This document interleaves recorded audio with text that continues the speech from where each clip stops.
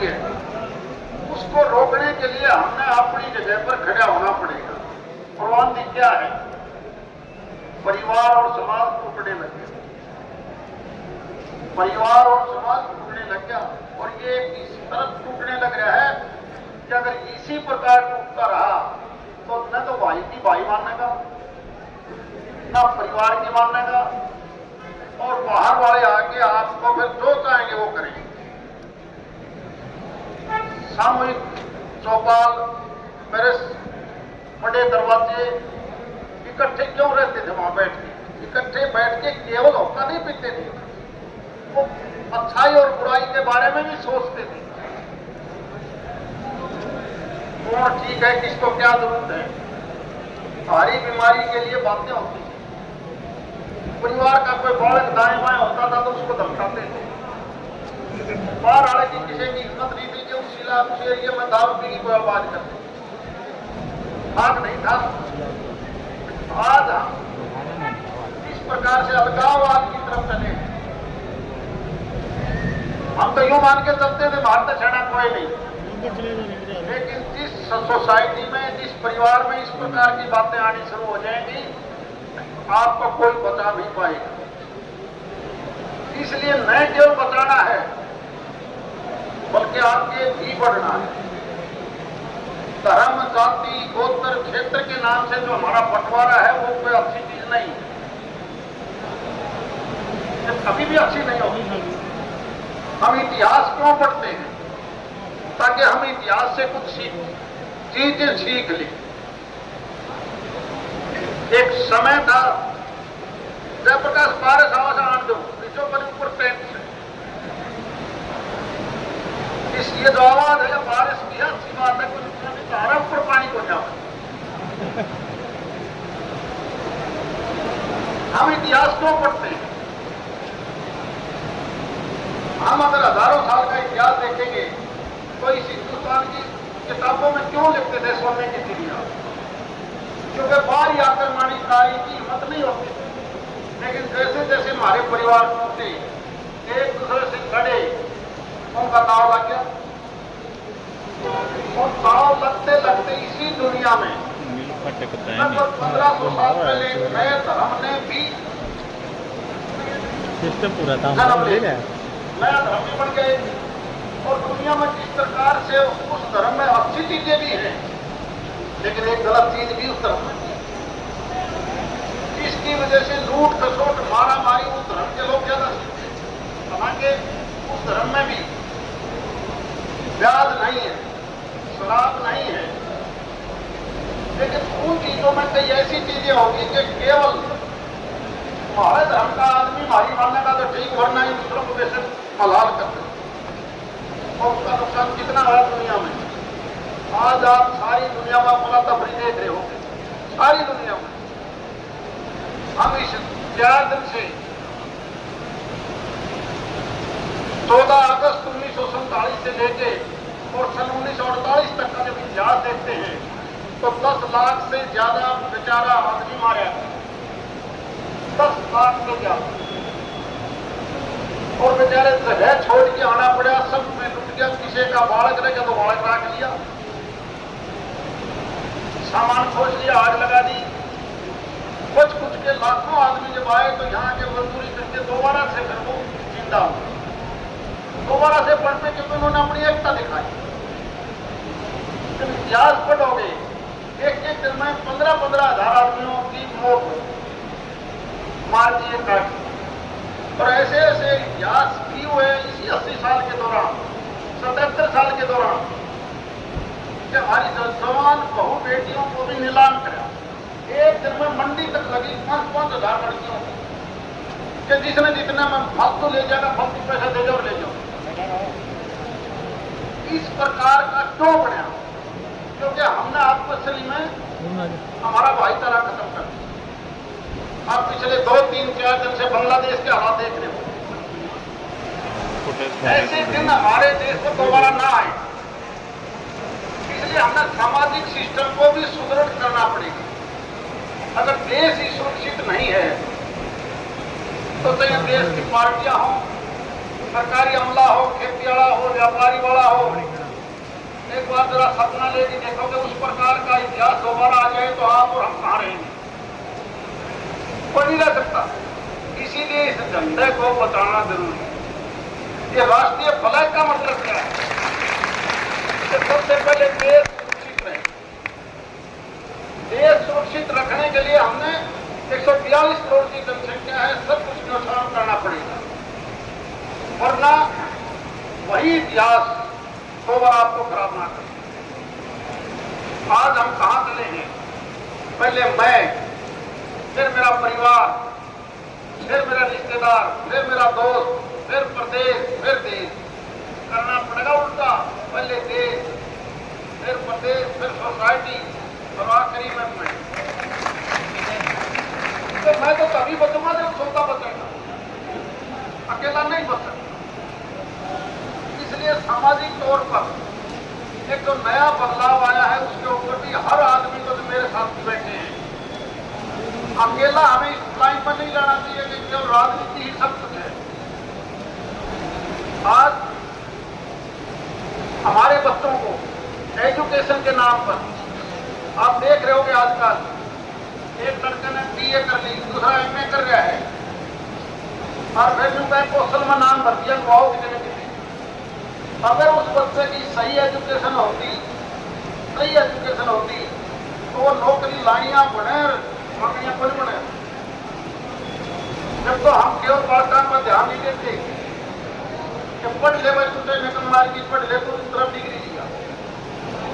College में school में बालक जावा है तो किस प्रकार का पढ़ है कोई बाप ध्यान नहीं देगा।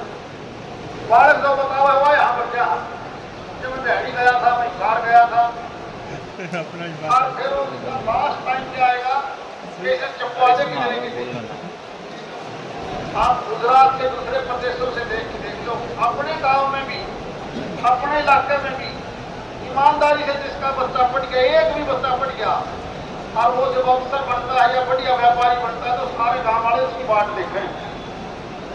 क्या तुम अपने बच्चे को उस लाइन पर नहीं ला सकते? तो बड़े हो लिए तो अब छोटे बच्चे हैं तो अब जिनकी स्कूलिंग शिक्षा है उसके लिए तो हम क्या ध्यान दे सकते हैं? हम केवल एक लाइन पकड़ के बालक स्कूल में गया और मास्टर ने थोड़ी सी बात कह दी ने तो मेरा तो एक के था, मास्टर ने धमकाओगे कह नहीं देगा मेरे छोरे ने सामने तौर पर लाइसेंस में वो हम उस बच्चे को बिगाड़ गए। जब सब कुछ कर्जा लेके बच्चे ने पढ़ा रहे हो तो 10 साल तो देने उस बच्चे को। आप इस प्रकार के बच्चे की जो तैयार करो ताकि आने वाले टाइम में हमारे इलाके का नाम रोशन करे, अपने परिवार का करे। आज हमें सीखना पड़ेगा। अब एक दूसरी लाइन आएगी बस, और दूसरी लाइन क्या आएगी? नकारात्मक सोच, धरती घर में, पड़ोसी की, गांव में, इलाके में इसका व्यापार अच्छा क्यों चल रहा है? क्यों भी तो कल मारे गलत था, क्यों भी तो मेरे गाढ़ में था। उसने देख के जलना शुरू हो जाए, यूं बन करना मैं भी इसकी राह करूंगा, मैं भी इस आगे लेकरूंगा। वहां नहीं सोच रहा इसका नाश कैसे हो, क्या सोच मारेगी सब, ये सोच सबको खराब करेगी।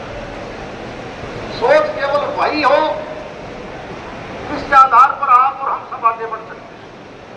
मैं बहुत कहीं देखता हूं मैं कई पार्टियों में इतने पार्टी हो रहे हैं, एक के घर में 90 फार्म आएगा।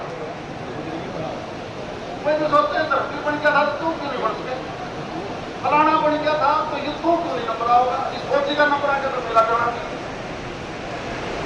फलाने का आ गया तो मैं किससे जुड़ा क्या? अरे तुम अच्छा काम करो, दूसरे की लीक ना करो, अच्छा काम करो तो आगे बढ़ोगे। अब जब सबकी एक बार दाव भी लग गया तो फेल हो जाओगे। इसलिए तो आज का प्रोग्राम है देशभक्ति का और खासकर सोसाइटी का। मैं केवल आपसे एक प्रार्थना करना चाहता हूं, हम इस संगठन की मजबूती के लिए कहां पर भी बैठे हैं दोस्ती आप सबसे रखो, आना जाना किसी से मत तोड़ो, किसी से मत तोड़ो, लेकिन अपनी जगह कई बार हवा देख के और सोच लिया यार सरकार की उसकी आवाज आई, कोई बात उसकी आवाज उसके पास जाओ, लेकिन आपकी संबंध हम पर भी हम नफरत मत करो। ये भारतीयों का आना जाना, नेताओं का आना दिखना एक अलग चीज है, लेकिन आपके पुराने संबंध जो संगठन के संबंध है उस संगठन को मजबूती जरूर दो, क्योंकि वोट तो एक ऐसी चीज है जो आत्मा से जाती है। अब हर काम को नेता से टूट के नहीं करते, लेकिन अपने भाईचारे को मजबूत रखना मैं मानता हूं सबसे सर्वश्रेष्ठ काम है। चाहे वो राजनीतिक पार्टियां हो, समाज का भाईचारा हो, कोई दूसरा संगठन हो, ये सारी की सारी अगर हमें ईमानदारी से करना है तो एक दूसरे से मेल मिला, अपने मुंह के बता करके कहीं भी किसी धंधा इतना ना बिगाड़ो कि तरफ दो बड़ा बेटो से शर्म आओ, यानी इतना मत बिगाड़ो कि दोबारा कटते हो तो शर्म आओ। थोड़ी बहुत बीच में गुंजाइश जरूर रखो। हम काम के लिए हर जगह जाते हैं, राष्ट्रीय पार्टियों के देखते हो आप दिल्ली होते चंडीगढ़ एक दूसरे से सारी बात करेंगे, और हम यहाँ पर एक बहाना आपसे ही हफ्ते गाड़ी खड़े हो जाना भाई मेरी का, अरे इस चीज जगह छोड़ो कि ऊपर वाले व्यक्ति बदला के तुम नहीं करना होगा, कोई फायदा नहीं।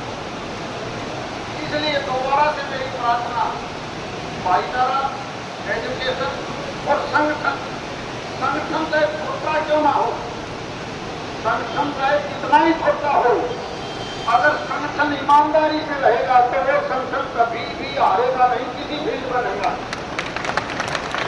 और संगठन कितना ही दूसरी प्रकार का पीता हो, जिसकी विचारधारा ना मिलती हो, आपने इतिहास पढ़े हैं, पानीपत की लड़ाई पहली हो चाहे दूसरी हो, विदेशी आक्रमणकारी क्यों जीते कि वो थोड़े होते हुए भी वो संगठित थे, और हमारी उससे 10 गुना ज्यादा भोग होने पर भी हम क्यों हारे, क्योंकि हम संगठित नहीं।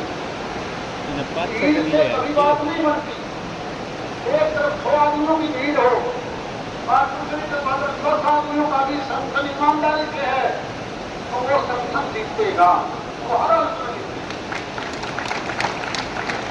कई बार हम मायूस हो जाते हैं कि छोटी बात को लेकर, अगर मायूस हो गया वो आगे कभी नहीं बढ़ेगा। मायूसी अपने जीवन में कभी भी नहीं लेके आनी चाहिए। हमने तो ऐसे ऐसे उदाहरण देखे हैं, मैंने ऐसे ऐसे लोगों को देखे हैं जो बीमारी के तौर पर पैरालाइज हो गए और अपनी हिम्मत से वो मेडल लेके आए, पैरालाइज जिसको बोलते हैं, वो भी अपने शरीर को ठीक कर और तो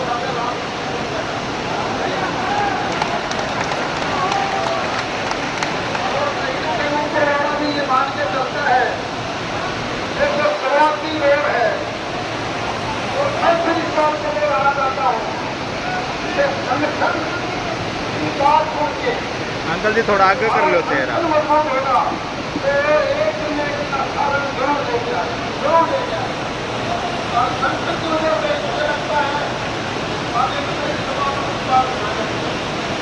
आगे आपकी बात हमें ठीक और दिन का उसके बाद उनकी विचार तो थोड़े घाट को माता में थे, कभी दाएं बाएं अंग नहीं, बारिश में कभी अभी तक फेल हो गए।